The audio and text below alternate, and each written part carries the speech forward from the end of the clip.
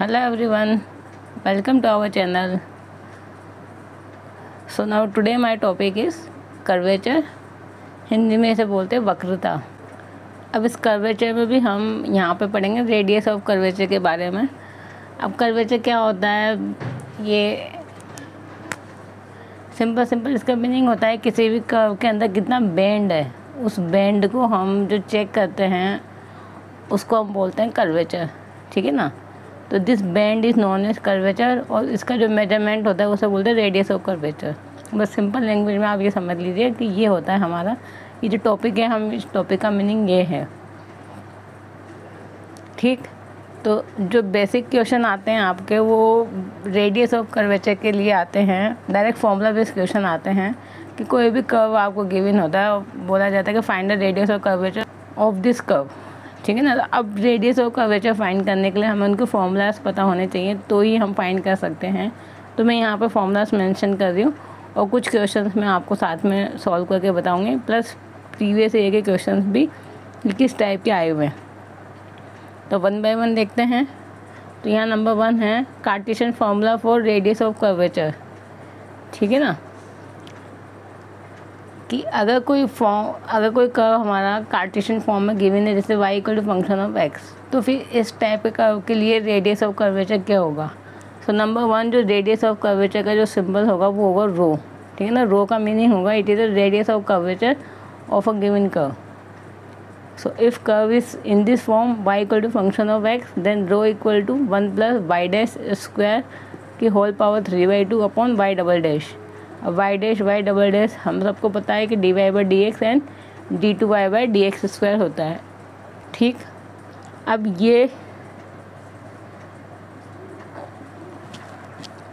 ये जो मैंने यहाँ नोट लगा के लिखा हुआ है, इस पे इजीली एक क्वेश्चन बन सकता है एग्जाम में कि जो रो है यानी जो रेडियस ऑफ कर्वेचर है वो can be positive, negative and zero, ठीक है ना। रो का जो आंसर होगा वो पॉजिटिव भी हो सकता है, नेगेटिव भी हो सकता है, जीरो भी हो सकता है। It is depend on Y double dash. यहाँ से तो साइन जो होगा चेंज नहीं होगा, जो चेंज होगा साइन वो होगा वाई डबल डैश की वजह से। If Y double dash is positive, अब वाई डबल डैश पॉजिटिव होने का मीनिंग क्या होता है, कर्व इज कॉनकेव अपवर्ड। अब concave upward, concave downwards and point of inflection क्या होते हैं ये मैंने एक वीडियो में एक्सप्लेन कर रखा है। तो आप चाहें तो अगर ये वीडियो देखना चाहते हैं तो ऊपर आई बटन पर क्लिक करके आप देख सकते हैं। अदरवाइज मैं इस पर भी एक सेपरेट वीडियो बनाऊंगी अब एस्टेट के लिए, तो उसमें भी आप पढ़ सकते हैं। और अगर आज के वीडियो के लिए आपको चाहिए तो आप ऊपर आई बटन पर क्लिक करके इनके लिए देख सकते हैं कि what is concave upward, concave downward and point of inflection, ठीक। तो यहाँ हमने बोला कि जो रो होगा यानी जो रेडियस ऑफ कर्वेचर है वो कब पॉजिटिव होगी, जब वाई डबल डैश पॉजिटिव है। और वाई डबल डैश के पॉजिटिव होने का मीनिंग है कर्व इज कॉनकेव अपवर्ड, ठीक। फिर नंबर 2 है कि वाई डबल डैश नेगेटिव है, नेगेटिव होने का मीनिंग है कि curve is concave downward and in this case rho is also negative. And radius of curvature हमेशा जीरो होता है at the point of inflection, क्योंकि पॉइंट ऑफ इन्फ्लेक्शन पे जो वाई डबल डैश होता है वो क्या होता है, जीरो के इक्वल। तो ये जो होते हैं ये 3 पॉइंट आप याद रखना। ये चीज़ जो मैंने अंडरलाइन की है ये क्वेश्चन बन सकते हैं इन पे कि रो किस पॉइंट पे जीरो होता है। नंबर 1 रो जो है वो नेगेटिव होता है कब, जब कर्व कैसा होगा, कॉनकेव अपवर्ड, कॉनकेव डाउनवर्ड्स। तो ये जो नोट में 3 पॉइंट्स हैं ये इंपॉर्टेंट पॉइंट है एग्जाम पॉइंट ऑफ व्यू से। फिर नंबर 2 है if curve is parametric form. Parametric form का मीनिंग है एक्स भी किसी न किसी पैरामीटर का फंक्शन होगा एंड वाई भी किसी न किसी पैरामीटर पे डिपेंड करेगा। सो ये X is a function of T and Y is a function of T then. तो फिर ये रो का फॉर्मूला है X dash square plus Y dash square की whole power 3/2 upon X dash Y double dash minus Y dash X double dash. अब यहाँ पे जो एक्स डैश है इसका मीनिंग ऑब्वियसली dx/, क्या होगा यहाँ पर dt, क्योंकि t का फंक्शन है। और एक्स डबल डैश का मतलब d2x/dt स्क्वायर। और वाई डैश का मीनिंग क्या है, dy/dt। और डबल डैश का मीनिंग वापस से आपको डिफ्रेंशिएट करना है विद रिस्पेक्ट टू t, ठीक। तो ये हमने शॉर्ट में यहाँ पे लिख दिया, ये भी फॉर्मूला याद रखना आप। फिर नंबर 3 है कि अब इसमें और इसमें क्या डिफरेंस है कि यहाँ पे जो x एंड y है वो फंक्शन ऑफ s है, and here s is a length of the curve, ठीक है ना। अगर लेंथ ऑफ द कर्व पे डिपेंडेंट है, इसके अलावा अगर कुछ भी हो तो वो तो पैरामीटर होगा, बट यहाँ पर अगर पैरामीटर स्पेसिफाई कर देगा it is the length of the curve, then the radius of curvature is given by this formula. तो फिर जो रो आप कैलकुलेट करेंगे वो इस फॉर्मूला से कैलकुलेट करेंगे, 1/ρ² इक्वल टू d2x/dx² का होल स्क्वायर प्लस d2y/dx² का होल स्क्वायर। तो आप बेसिकली इसको ऐसे भी बोल सकते हो, x डबल डैश का whole square plus y double dash का whole square. Obviously x and y जो कि s के फंक्शन है, इनको x के रेस्पेक्ट में 2 बार डिफ्रेंशिएट करना है और उनको होल स्क्वायर कर दीजिए, और ये बराबर हो जाएगा 1/ρ²। तो डायरेक्ट फार्मूला पे इस क्वेश्चन में पूछे जा सकते हैं एग्जाम में, तो फार्मूले भी याद रखना। और अगर x एंड y s के फंक्शन हैं तो ds/dx का होल स्क्वायर प्लस dy/ds का होल स्क्वायर, ये हमेशा वैल्यू 1 के इक्वल होती है। तो ये दोनों हमेशा साथ में चलेंगे, अगर ये पूछा जाएगा तो ये भी साथ में होगा। तो ये तो हो गया हमारे 3 फार्मूला। अब कुछ और फार्मूला देखते हैं नेक्स्ट पेज पे। अब नेक्स्ट नंबर 4 है हमारा formula, if s is a function of Sai, ठीक है ना। अगर कोई आपको कर्व इस फॉर्म में गिवन है कि s साई का फंक्शन है, be equation of curve, then जो रेडियस ऑफ कर्वेचर होगा वो बस इतना सा फॉर्मूला है ds/d साई, यानी इस s को आप साई के रेस्पेक्ट में डिफ्रेंशिएट कर देंगे तो आपको रेडियस ऑफ कर्वेचर रो मिल जाएगा। फिर नंबर 5 है कि radius of curvature for a polar equation. अगर कोई कर्व की इक्वेशन आपको ऐसे गिवन है r equal to function of theta, be equation of curve, then rho equal to, अब ये फार्मूला है यहाँ पे r² प्लस r' का होल स्क्वायर एंड इस power 3/2 upon r² plus 2r' की power 2 minus r double dash. अब r' का मीनिंग सिंपल है di/d थीटा, और डबल डैश का मीनिंग d2i/d थीटा स्क्वायर, ठीक। अब ये जो मैंने यहाँ 5 फार्मूलास मेंशन किए, इन पर कुछ क्वेश्चन कर लेते हैं अपन, और हम इन फार्मूलास को उन क्वेश्चंस पे कैसे अप्लाई करेंगे वो हम देख लेते हैं, ठीक। तो क्वेश्चन नंबर 1 है कि find the radius of curvature at a point s, psi on a curve s equal to a log sec psi plus tan psi. तो अगर आप देखेंगे ये यहाँ पे जो कर्व है वो इस फॉर्म का गिवन है s equal to function of psi. तो अगर ऐसा है तो फिर रेडियस ऑफ कर्वेचर का फॉर्मूला हमने अभी लिखा है ds/d साई, यानी इसको आपको साई के रेस्पेक्ट में डिफ्रेंशिएट कर देना है। तो ए तो कांस्टेंट है, लोग का क्या होगा 1/, यहाँ पर जो भी लिखा हुआ उसको लिख देंगे, फिर अंदर जो लिखा हुआ है उसका भी डिफ्रेंशिएशन होगा। सेक साई का होगा सेक साई tan साई, और फिर tan का होता है सेक स्क्वायर साई। यहाँ से सेक साई कॉमन लेंगे तो ये न्यूमरेटर डिनोमिनेटर कैंसिल हो जाएगा, आंसर हो जाएगा ए सेक साई। सिंपल सा है, ये कहाँ पे गिवन है, बी ऑप्शन में, तो बी हमारा करेक्ट आंसर होगा। बट ये इस टाइप के क्वेश्चन है आप वो तभी कर पाएंगे जब आपको फॉर्मूलाज पता होंगे। फॉर्मूला वैसे क्वेश्चन आते हैं आपके मैक्सिमम, ठीक। अब नंबर 2 क्वेश्चन है कि for the curve y equal to a cos hyperbolic x upon a find the radius of curvature. 4 option आपको गिवन है, ठीक है ना, y² upon a, y upon a upon Y square, and ये a है a upon y। अब अगर y function of x है तो उसके लिए मैंने यहाँ पे नंबर 1 में स्टार्टिंग में फॉर्मूला लिखा था, उसके लिए हमें y डैश और y डबल डैश फाइंड करना होगा। तो पहले मैंने y डैश और y डबल डैश फाइंड कर दिया। अब इसको फॉर्मूला में अप्लाई करके इसको कैलकुलेट करते हैं और आंसर निकालते हैं। तो वहाँ पे हमने अभी y dash y double dash निकाला, अब उसको फॉर्मूला में पुट कर देते हैं, rho equal to 1 plus y dash square की power 3/2 upon y double dash. ये हमें पता है कि ये फार्मूला होता है। अब यहाँ पे y डैश और y डबल डैश की वैल्यूज पुट कर दी, क्या निकली थी, साइन हाइपरबोलिक x/a, तो उसका स्क्वायर कर दिया, और y डबल डैश क्या था 1/a cos हाइपरबोलिक x/a। अब हाइपरबोलिक फंक्शन की लिक्विडिटीज़ होती है, ये याद रखना, जैसे sine square theta plus cos square theta 1 होता है, वैसे cos hyperbolic square theta minus sine hyperbolic square theta equal to 1 होता है। इसलिए 1 plus sine hyperbolic square theta बराबर क्या होगा, कोस स्क्वायर थीटा, ठीक है, कोस हाइपरबोलिक स्क्वायर थीटा। तो इसको हम रिप्लेस कर देंगे कोस हाइपरबोलिक स्क्वायर एक्स बाई ए से, पावर 3/2 है तो ये क्या बनेगा होल क्यूब, ये नीचे से कैंसिल होगा तो फाइनली क्या मिलेगा कोस हाइपरबोलिक स्क्वायर एक्स बाई ए। वैसे तो हमारा यहीं पे आंसर हमें मिल गया, बट जो ऑप्शन है उसमें y की फॉर्म में आपको ऑप्शन गिवन थे, तो हमें इसको थोड़ा सा और आगे सॉल्व करना होगा। तो y में कन्वर्ट करने के लिए अब कर्व की जो इक्वेशन थी ये वाली, ठीक है ना, उस अगर हम देखेंगे तो आंसर में हमारा क्या कोस हाइपरबोलिक एक्स वाई ये नहीं आ रहा, तो ये एलिमिनेट करना है। उसके लिए आप इसकी वैल्यू निकाल लेंगे जो क्योंकि वाई स्क्वायर अपॉन ए स्क्वायर। अब ये वैल्यू यहाँ पुट कर देंगे, सॉल्व करेंगे तो आंसर क्या मिलेगा वाई स्क्वायर अपॉन ए। ठीक,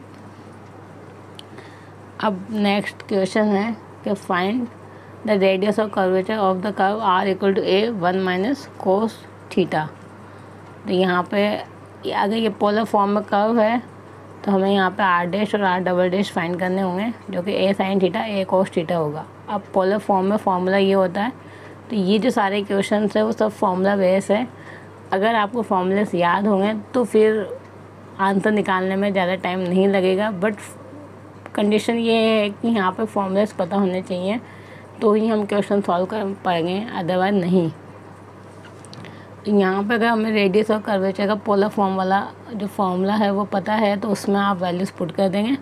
are square means A 1 minus cos theta का होल स्क्वायर, फिर आर डैश का स्क्वायर मीन्स ये जो आर डैश निकला था उसको होल स्क्वायर कर देंगे, इसके whole power 3/2 upon R square plus 2 R dash square minus के आर और आर डबल डैश, ये सब वैल्यू पुट कर दी। अब इनको सॉल्व करना है हमें। यहाँ से ए स्क्वायर कॉमन लेंगे तो पावर 3/2 यानी ए क्यूब बाहर आएगा। 1 माइनस कोस थीटा का होल स्क्वायर ओपन कर दो और यहाँ से साइन स्क्वायर थीटा, यहाँ से भी इसका होल स्क्वायर ओपन कर देंगे। पूरे में से ए स्क्वायर कॉमन ले लेंगे हम, ये यहाँ पे भी होल स्क्वायर आएगा इसका, तो ये ए स्क्वायर कॉमन लेंगे। अब कॉमन लेने के बाद ये बन जाएगा ये, ठीक, इनको मल्टीप्लाई कर देंगे तो यहाँ पे बनेगा माइनस के 2 साइन थीटा और ये माइनस के 3 साइन थीटा और 2 साइन स्क्वायर थीटा और ये बनेगा 2 कोस स्क्वायर थीटा यानी 2 + 1 3। तो एडिटिव ये लिख देंगे, यहाँ से 3 कॉमन लेंगे, 1 माइनस कोस 2 थीटा ये कैंसिल होगा तो पावर 1/2। अब इसको हाफ एंगल में कन्वर्ट कर लेंगे तो 1 माइनस तो कोस थीटा का क्या लिखेंगे 1 माइनस के 2 साइन स्क्वायर थीटा/2 कैंसिल करेंगे सॉल्व करने पे ये आंसर। अब ऑप्शन पे डिपेंड करता है कि अगर ऑप्शन में आर की फॉर्म में गिवन है तो ये जो साइन स्क्वायर थीटा/2 है यहाँ पे इसको साइन स्क्वायर थीटा/2 में कन्वर्ट करके और दोनों में से साइन थीटा/2 को एलिमिनेट करना होगा, ठीक है ना। आर की फॉर्म में लेके आ सकते हैं हम आंसर को। अभी तो हमारा फाइनल आंसर यही है, बट हो सकता है आपको आर की फॉर्म में गिवन हो आंसर। जैसे हमने यहाँ पे देखा था कि आंसर ये था बट हमने इसको वाई में कन्वर्ट किया, वैसे हम यहाँ पे इसको एलिमिनेट करेंगे by the help of this.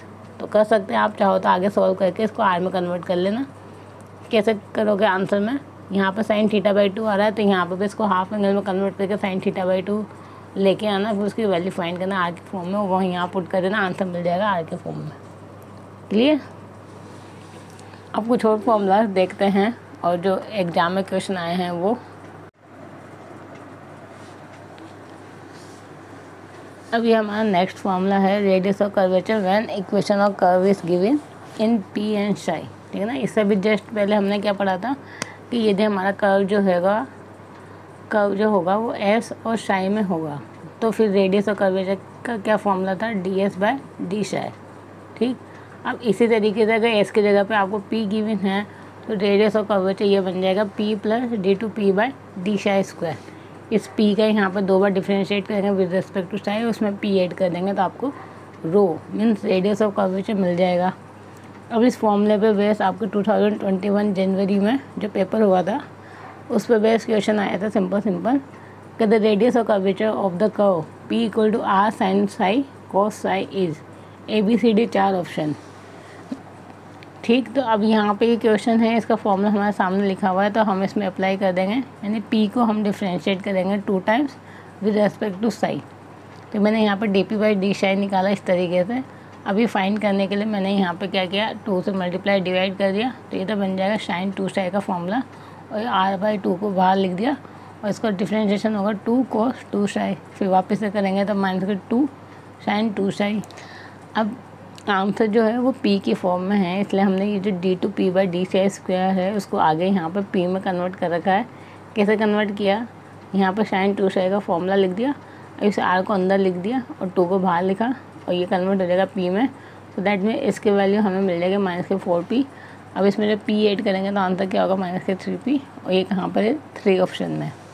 तो सी इज हमारा करेक्ट आंसर।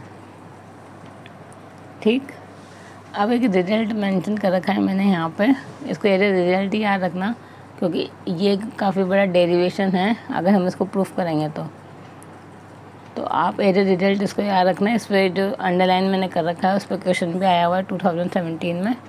तो क्या क्वेश्चन था वो तो मैं नेक्स्ट पेज पे बताती हूँ, बट क्या ये यहाँ पर रिजल्ट वो देखते हैं कि eight any point on a equi angular spiral r = a e⁻θ cot alpha the radius of curvature rho = r cosec alpha and its subtends a right angle at a pole।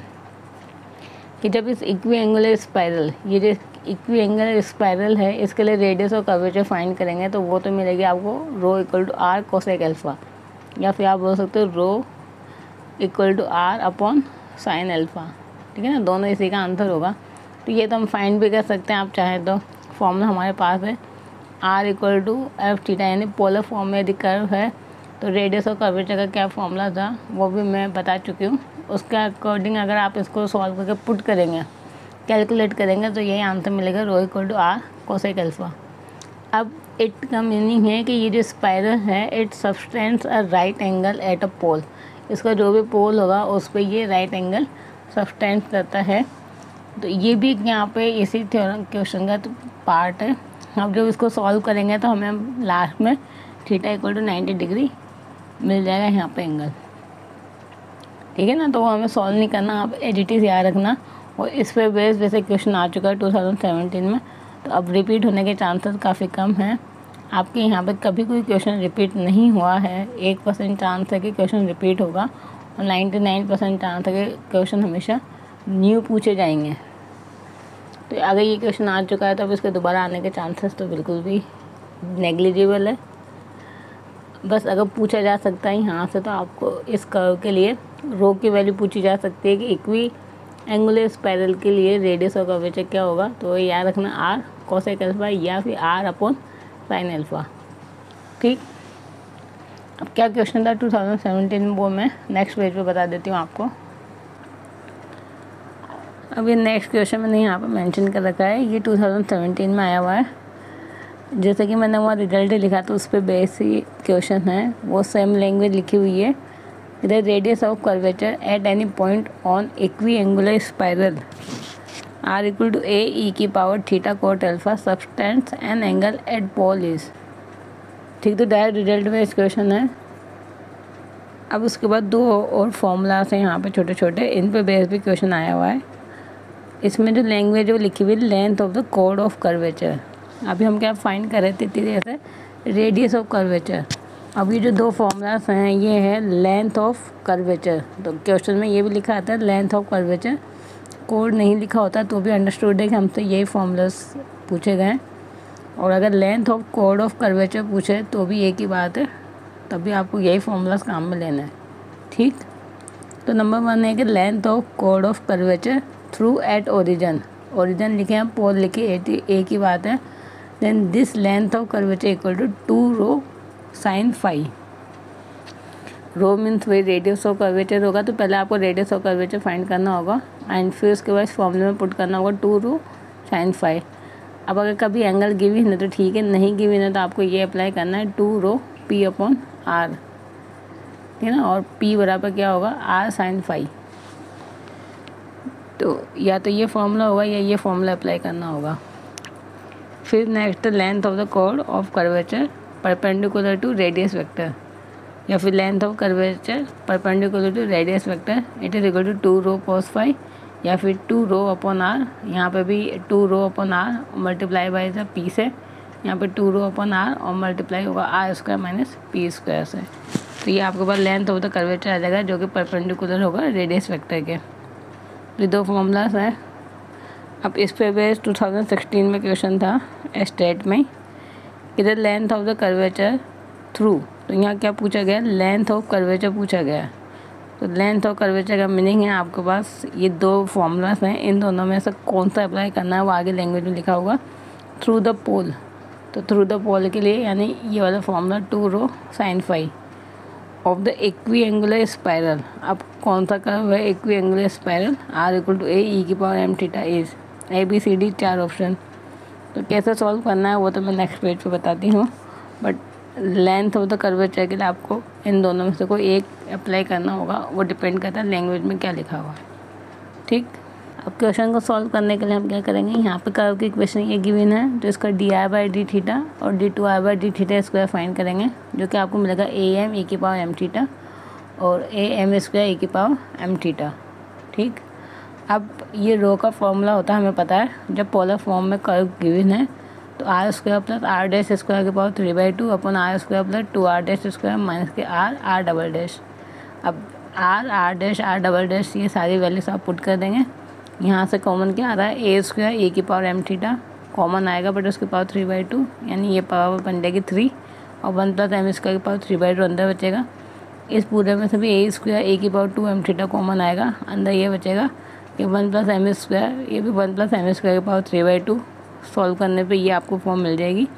AE⁻m को r में convert कर देंगे तो ये तो हमारे पास हो गया रेडियस ऑफ कर्वेचर, रो की वैल्यू। अब लेंथ ऑफ कर्वेचर क्या होता है, through the pole 2 rho sin phi। ठीक, तो 2 रो sin phi में यहाँ पे sin phi की वैल्यू हमें पुट करनी होगी। तो रो की वैल्यू तो हमने पुट कर दी, यहाँ पे कितना मिला आपको r और √1 प्लस m² और 2 sin phi से मल्टीप्लाई कर दिया। अब आंसर में है वो केवल r की फॉर्म में है, तो ये नहीं आ रहा है, तो sin phi की वैल्यू निकालनी होगी। अब यहाँ मैंने फॉर्मूला लिखे हुए हैं, अगर पोलर फॉर्म में कर्व गिवन है तो sin phi cos phi ये होते हैं r/√r² प्लस r' और cos phi होगा 1/√r² प्लस r'। ठीक, तो यहाँ पे r और r' की वैल्यू जब पुट करेंगे sin phi में सॉल्व करने पर 1/√1 प्लस m² मिल जाएगा sin phi की वैल्यू। अब यहाँ sin phi की वैल्यू जब पुट करेंगे तो आपस में कैंसिल आउट होगा, तो आंसर क्या रहेगा 2r। 2r कहाँ पर गिवन था आपको, ए ऑप्शन में। ठीक है, तो इस क्वेश्चन का करेक्ट आंसर हो जाएगा हमारा ई। तो इस तरीके से कुछ क्वेश्चन थे ये, जो रेडियस ऑफ कर्वेचर और लेंथ ऑफ कर्वेचर पे बेस्ड क्वेश्चन आए हुए एग्जाम में, और उनके फॉर्मूलेस भी किस टाइप से होंगे वो मैंने आपको इस वीडियो में बताया। अब इससे रिलेटेड अगर क्वेश्चन होंगे तो मैं आपको PDF प्रोवाइड करवा दूँगी टेलीग्राम चैनल पे, तो आप उनको भी सॉल्व कर लेना। ठीक, I hope guys you like this video, and if you like then please like, share and subscribe our channel, and thank you for watching my video guys. Thank you.